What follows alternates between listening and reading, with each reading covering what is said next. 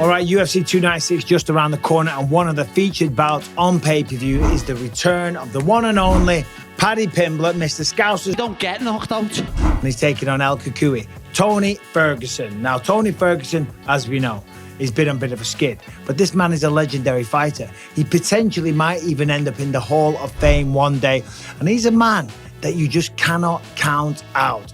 And coming into this one, Paddy Pimblett's under a lot of pressure. Tony Ferguson's under a lot of pressure. Tony's lost 6 in a row. That's a tremendous amount of pressure, and we'll talk about that in a little bit. But for Paddy Pimblett, he burst on the scene, 3 big stoppages, 3 big wins, proclaimed that he was the cash cow and he was going to take over the sport, be the new Conor McGregor, so on and so forth. You know the dance and you know what happened.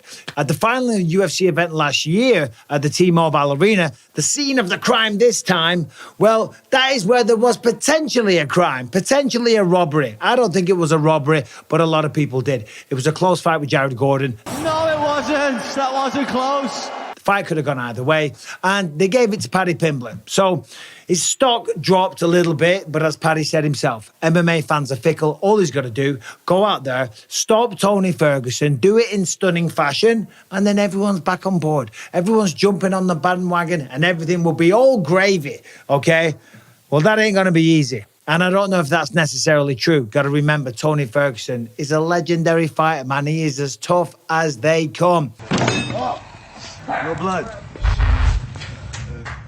And that's partly why he has lost 6 in a row. Let's remember, Tony's fight style, he would go out there, he would fight tooth and nail, stand toe-to-toe, and often get outstruck, okay? But he was so tough that his opponents would get tired, and then that is when he would take over. Not saying he doesn't have skills. He's a black belt under Eddie Bravo. He's a high school and college wrestler. He's got mean elbows. He's mean jiu-jitsu. He can drop Michael Chandler with jabs. The man's a very, very good fighter. I mean, look at some of the people that he's beaten along the way. But that fight style will catch up with you, okay? That fight style isn't conducive to a long career. And Tony's had a long career. He's almost 40 years old. So what happens in this fight?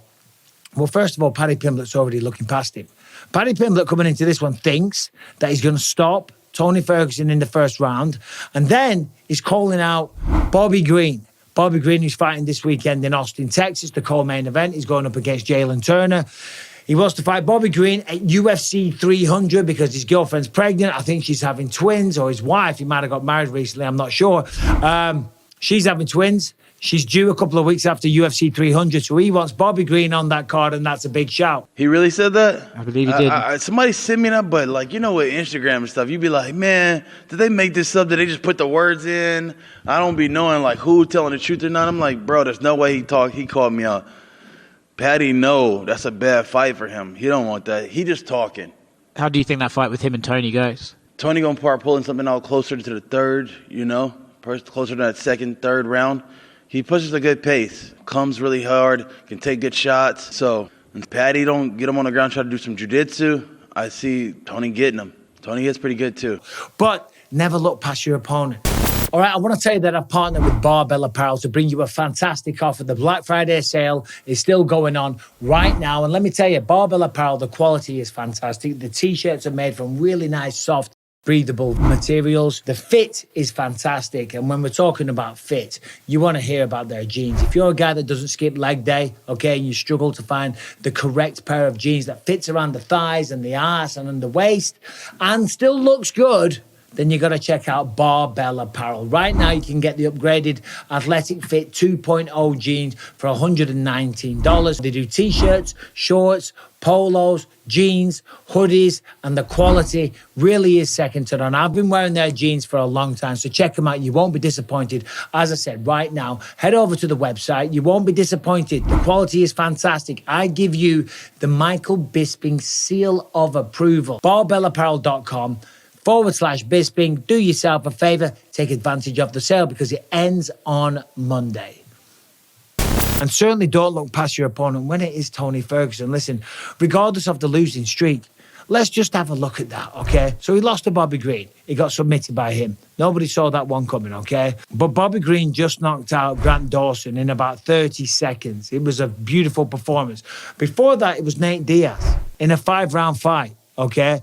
And it wasn't supposed to be a 5-round fight for Tony Ferguson. Okay, and he took him to the 4th round, almost the end of the 4th round, and got caught in a guillotine. And Nate Diaz, we all know Nate Diaz is as tough as they come.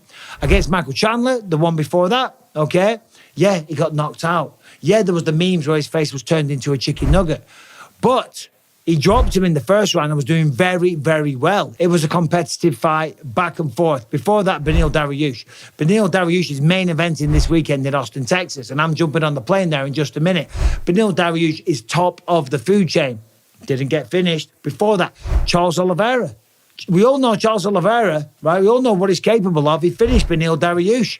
He's finished a lot of people. He's got the most finishes in the UFC. He's got the most submissions in the history of the UFC. He could not finish Tony Ferguson. And before that, it was just engaging. And yet the referee stepped in round 5 to save Tony from himself because Tony was taking a lot of damage. But he didn't go down and he didn't give up and he carried on fighting and the referee had to save him from himself. So when you look at those 6 losses and you break into it a little bit, they're not as bad as what you think. And then think about this as well. Think about the motivation from Tony Ferguson. Dana White's already come out and said, look, listen, if he loses to Paddy Pimblett, then that's probably going to be the end of his career. Yeah, I mean, I would let Tony make that decision, but I'm sure if he loses to Paddy, he would probably look at calling it. He's had a great career, done a lot of things, had a lot of big fights, and probably be a wrap for him, hopefully.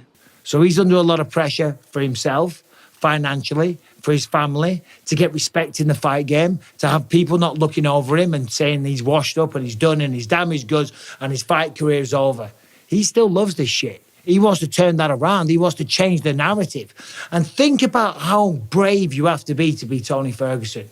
You step into the octagon, you lose. You step in there again, you lose. And then time after time, you keep stepping in there and you keep losing. But yet you've got the balls to show up.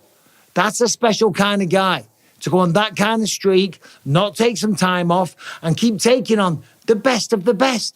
Gaethje, Oliveira, Dariush, Chandler, Diaz, Bobby Green, right? That is a murderer's row of opponents.